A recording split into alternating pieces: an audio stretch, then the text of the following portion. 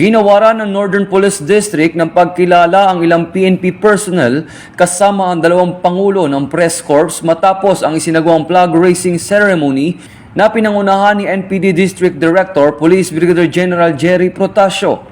Pinuri ni Police Brigadier General Protasio ang mga awardees ng NPD sa kanilang dedikasyon, mabilis na pagtugon at profesionalismo sa pagganap ng kanilang tungkulin.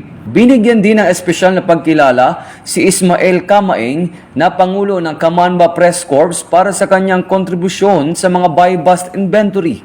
Pangulo ng NPD Press Corps para sa pag-uulat ng operasyon at aktibidad ng NPD.